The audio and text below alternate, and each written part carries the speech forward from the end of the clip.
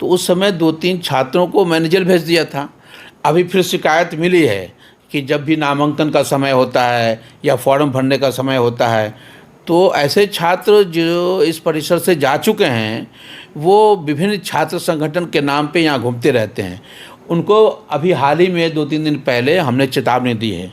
2-3 छात्रों को, छात्राएं भी उसमें शामिल हैं, उनको चेतावनी दिया है। अगर कोई शिकायत लिखित मिलेगी, उस पर जो वैधानिक रूप से कार्रवाई की जा सकती है वो की जाएगी।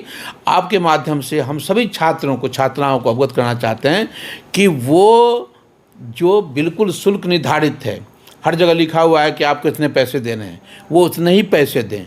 अगर अधिक पैसे देते हैं वो लिखित में दें, शिकायत करें, चाहे वो हमारे कर्मचारी हो, और अवैध छात्र जो हैं उनके हाथों में अपना फॉर्म ना दें, इसलिए कि वो बिचौलिए के तौर पे काम करते हैं। अरे ऐसे छात्र छात्राएं होते हैं जो बीमारी का हवाला दे करके या अन्य हवाला दें, उनका क्या होगा? नहीं, देखिए, बीमारी के लिए तो बीमारी के लिए जो होगा वो अवधि अल्प अवधि होगा। कोई आदमी बुखार लग गया है, मान लिया, प्राकृतिक ये है, नेचुरल ये है, तो वो 2 रोज़ नहीं आएंगे, आवेदन देंगे। लेकिन कोई आदमी 6 महीना तो नहीं रह सकता जी। अब हमारा सेमेस्टर सिस्टम है ना, अब तो स्नातक जो है, और स्नातकोत्तर पहले से सेमेस्टर सिस्टम था, और स्नातक भी हो गया हमारा। आज से देखिए 18 तारीख से रजिस्ट्रेशन शुरू हो गया हमारा, प्रथम जो 4 वर्षीय स्नातक है। तो ऐसी स्थिति में अब वो बहाना नहीं चलेगा, वो 3 दिन नहीं आएंगे, उनका नाम कटेगा। अगर स्कूलों से कटा है तो कॉलेजों में भी कटेगा, सरकार के पाया गया।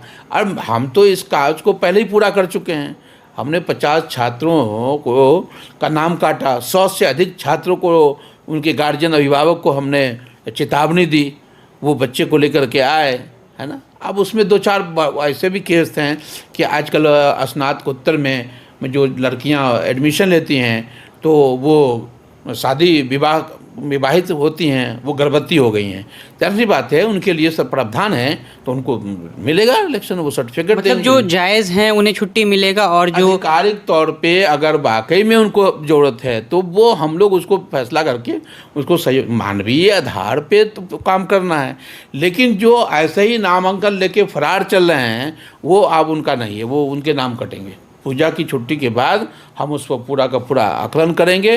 जो नहीं आ रहे हैं, एक साथ विद्यालय में पास आउट स्टूडेंट है, उन स्टूडेंटों का जमावड़ा होता है कॉलेज में, और असामाजिक तत्व की तरह वो ने देखिए, ऐसा है कि एक जब भी कोई शिकायत मिली है तो उस पर कार्रवाई होगी। और आपको मालूम है कि सीएम कॉलेज में पूर्व में इस तरह के, जब मैं पहले था यहाँ 18 से 20 तक भी मैं यहाँ था, तो उस समय 2-3 छात्रों को मैंने जेल भेज दिया था। अभी फिर शिकायत मिली है कि जब भी नामांकन का समय होता है या फॉर्म भरने का समय होता है, तो ऐसे छात्र जो इस परिसर से जा चुके हैं, वो विभिन्न छात्र संगठन के नाम पे यहाँ घूमते रहते हैं। उनको अभी हाल ही में 2-3 दिन पहले हमने चेतावनी दी है। 2-3 छात्रों को, छात्राएं भी उसमें शामिल हैं, उनको चेतावनी दिया है। अगर कोई शिकायत लिखित मिलेगी, उस पर जो वैधानिक रूप से कार्रवाई की जा सकती है वो की जाएगी। आपके माध्यम से हम सभी छात्रों को, छात्राओं को अवगत करना चाहते हैं कि वो जो बिल्कुल शुल्क निर्धारित है, हर जगह लिखा हुआ है कि आपको इतने पैसे देने हैं, वो उतने ही पैसे दें। अगर अधिक पैसे देते हैं वो लिखित में दें, शिकायत करें, चाहे वो हमारे कर्मचारी हो, और अवैध छात्र जो हैं उनके हाथों में अपना फॉर्म ना दें, इसलिए कि वो बिचौलिए के तौर पे काम करते हैं बाहर में। अब देखिए, बहुत से गार्जियन हमको मिले हैं कि उनके आवेदन, नामांकन का या फॉर्म भरने का वो सड़क पर ले लेते हैं। जाहिर सी बात है, हमारा जो महाविद्यालय है उस परिसर से बाहर अगर कोई साइबर कैफ़े वाले किसी के नामांकन के लिए, उनकी जिम्मेदारी है, हमारी नहीं है। ऐसे बच्चे वंचित रह गए फॉर्म भरने से, नहीं हो सका उनका। तो सीधे सीधे ये कहना हुआ कि आप बिचौलिए के चक्कर में ना आए। नहीं, बिल्कुल नहीं, बिचौलिए के चक्कर में नहीं। और किसी तरह की कोई भी शिकायत हो, मैं यहाँ पे 10 से लेकर के 4:30 तक रहता हूँ। यदि किसी सरकारी छुट्टी पे नहीं गया या कहीं बाहर नहीं गया किसी मीटिंग वगैरह में, तो मैं रहता हूँ। वो लिखित दें, उन पर कार्रवाई करेंगे। अंत में सर, हमारे चैनल के माध्यम से वैसे छात्र को क्या कहना चाहेंगे जो दूर दराज से आते हैं और किसी कारणवश उनका क्लास छूट जाता है या फिर कुछ होता है? तो देखिए, जो अगर बहुत सी परिस्थितियां होती हैं, बहुत से छात्र ऐसे हैं जो शहर में मकान लेकर के उनकी आर्थिक स्थिति ऐसी नहीं है। तो देखिए, सरकार के द्वारा जैसे अल्पसंख्यक वर्ग के लिए भी छात्रावास बना हुआ है, अति पिछड़ा वर्ग के लिए बना हुआ है, अनुसूचित जनजाति के लिए छात्रावास बना हुआ है, लड़कियों के लिए छात्रावास बना हुआ है। ऐसे छात्रों को अपनी व्यवस्था वाकई में वो पढ़ना चाहते हैं तो वहाँ जा कर के उसकी सुविधा, सरकार का लाभ उठानी चाहिए। हमारे यहाँ भी जाहिर सी बात है कि हॉस्टल के कम हैं तो बने, लेकिन अगर उनका वर्ग छूटता है तो उनको दोहरा नुकसान है कि उनका अटेंडेंस अगर नहीं होगा, इसका मतलब वो आकर के भी उनका अटेंडेंस नहीं बना तो गैर हाजिर समझे जाएंगे।